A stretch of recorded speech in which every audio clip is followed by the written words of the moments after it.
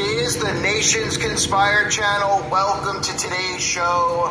I talked about how the Pope is planning on opening portals on Christmas Eve, that these holy doors inside of Vatican City are going to be open during what they're even calling a ritual. And as I was looking into this more to see which portals / doors they're going to be opening, I started to see that this topic has gone semi-viral, where a lot of people are discussing what's going on in Vatican City. And I wanted to do a video about it so that you could hear some of this information from me, and also to make sure that people have an understanding of some of the bizarre signs and symbols around Vatican City, specifically at St. Peter's Basilica.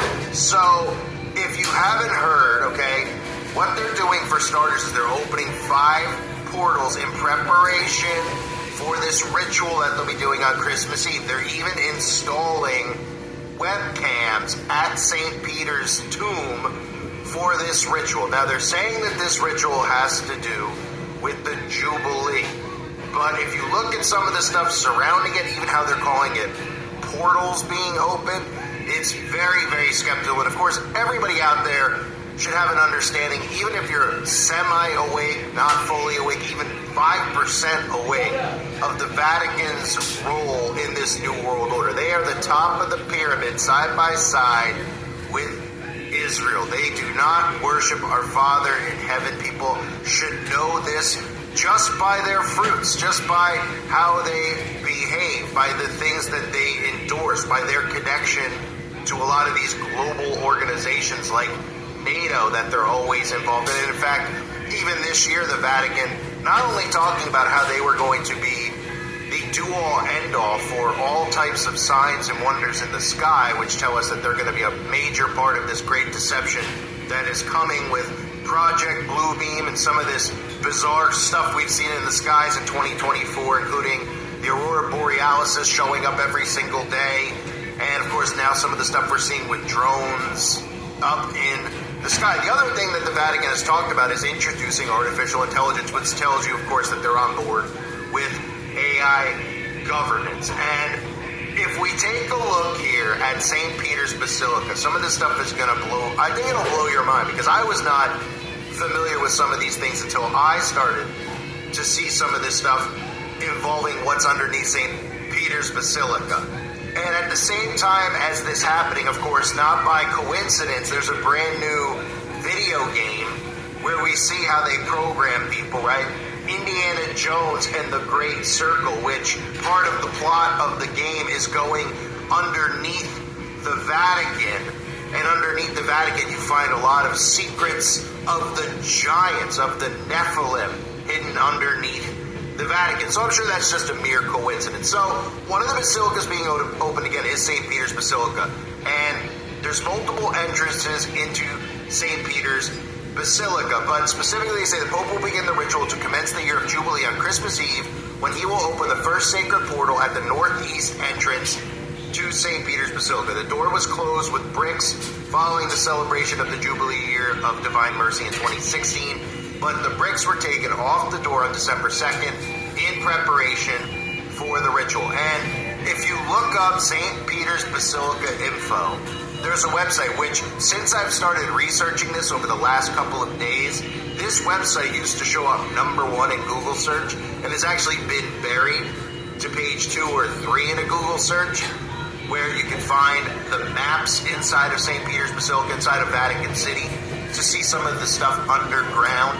So this is the website, stpetersbasilica.info. And if you go to the website, you'll see it kind of looks like a dated website, where they have floor plan maps, the square, and many other things that you can click on, library, practical info. But St. Peter's tomb specifically is one of the portals being opened. And if you click on Necropolis, which is where it's located, okay, then you go to a page, right? The Vatican, Necropolis, inside of there, hey, you want to take a tour, here's some books we have, but there's a map of the Necropolis, and if you click on that, what you'll see here is a map of what's inside and underground. And you'll find it very interesting, I'm sure, because I did. When you look at the areas inside of the necropolis, look at you, Lucifer. That's right, Lucifer. If you look on you, it literally says Lucifer. This is inside of the Vatican and underneath the Vatican where there are tombs. There's all sorts of, the red wall, the Shrine of St. Peter, the graffiti wall, Tomb R, Tomb S, and Tomb Lucifer, right? You click on it, the necropolis Tomb U, you can see here the actual image underground. This is underneath St. Peter's Basilica. And unlike other people who have been covering this topic, I'm not saying that Lucifer is residing in this tomb, because that does not match up biblically. I don't believe that Lucifer is sitting in a tomb. We know that Lucifer has been bound for 1,000 years, depending on where you believe we are in Scripture, which is a debate for other channels to have.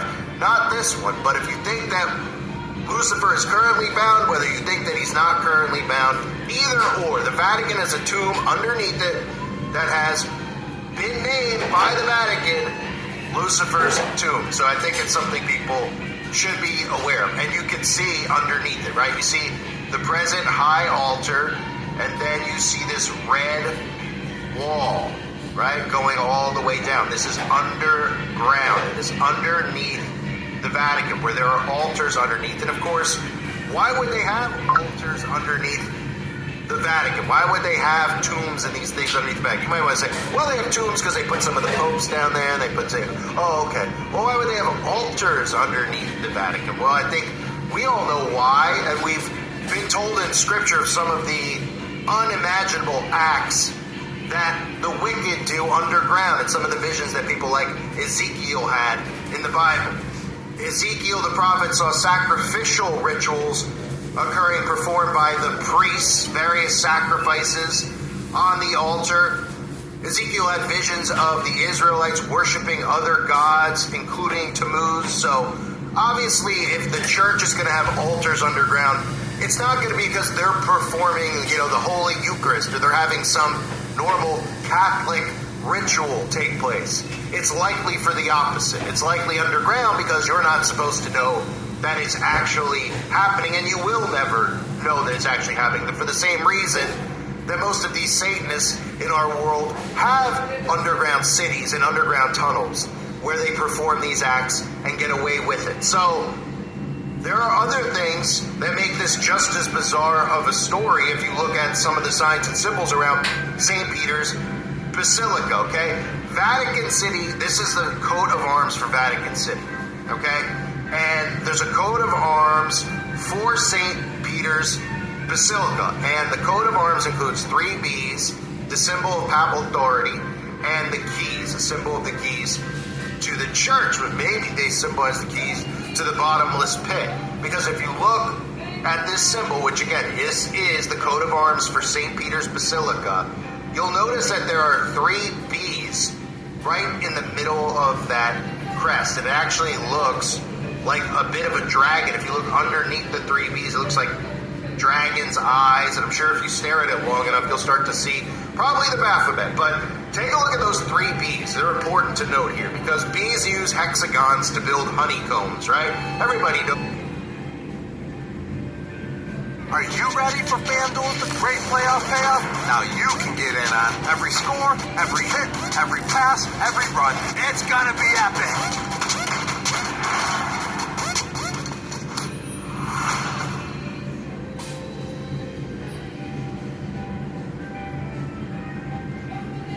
Knows about bees, right? And honeycombs, not the cereal, but honeycombs, where bees store honey and pollen, right? Okay, the hexagon shape, that is what the bees use to build these honeycombs. And a hexagon is the number 6. So you have 3 of those. So what does that mean? Well, it looks like it means 666. Why would they have 3 bees right on that crest? And of course, what I'm referring to is Revelation chapter 13, verse 18. Here is wisdom. Let him that hath understanding count the number of the beast, for it is the number of a man, and his number is 600 threescore and 6. And some of the other coincidences, I'm sure, which when I say coincidences, I'm being sarcastic, is that a few months ago, if you didn't hear, the Catholic Church announced that they have a new mascot who happens to be named Lucy, as in Lucifer. I've covered the name Lucy before, Lucy in the Sky with Diamonds. These are all odes to Lucifer, these songs that they made very, very popular. The name Lucy is a short nickname for Lucifer. And for anybody out there, I think for the most part when this was announced, besides the fact that they're using an anime mascot, which is just creepy in itself that we have the Catholic Church using anime, but for anybody out there, even if you're not well versed in any of this stuff, when you hear the church using Lucy, the first thing you should think of is Lucifer, because it is Lil Lucifer, right? Like the musician uses the name. So is it a coincidence that Lucy is the Vatican's cartoon mascot for the Jubilee in 2025? Well, of course it isn't. So what am I saying is going on here? Well, I'm showing you what's underneath the Vatican. I wanted to show you the crest. I wanted to show you that there's actually a tomb listed on St. Peter's Basilica's website, a tomb of Lucifer. Do I know what's inside that tomb? No. Do I believe Lucifer is sitting inside of that tomb? I have the slightest idea. But what I do know is that when the Vatican comes out and tells you that they're doing a ritual, they were using terms, some of the terms out there, never before done, right? The New York Post, Pope Francis opened 5 sacred portals on Christmas Eve for a ritual that's never been done before. And the fact that they're putting cameras inside, the Vatican, St. Peter's Basilica specifically, installs webcams inside of the Basilica. They want people to live stream this event, which I would highly recommend that you don't, but I wouldn't expect people who listen to my channel to be live streaming anything of the Vatican. And even when you see that article right there, where it says Vatican installs webcam at St. Peter's tomb for next year's Catholic Jubilee, you'll notice on the left-hand side of the wall, there's even an upside-down crucifix right on the wall inside of the tomb. So Pope inaugurates the live stream as part of efforts to connect with faithful around the world during Holy Year. So I'm not telling you not to live stream this because it's stupid or something along those lines. I'm telling you not to because you probably don't want to partake in this ritual with whatever's really happening that you might not see with your own eyes while it's occurring, because I don't expect you to see Lucifer walk out of the tomb with Baphomet horns and say, "What's up?" But what I do expect is they're bringing forth something. And I think one of the most important verses in the Bible to remember, which is one that you probably won't hear mentioned very often in any church, because I don't know if they don't mention it because they don't know how to interpret it, but Ephesians chapter 2, verse 2. Wherein in time past ye walked according to the course of this world, according to the prince of the power of the air, the spirit that now worketh in the children of disobedience. The prince of the power of the air, Satan.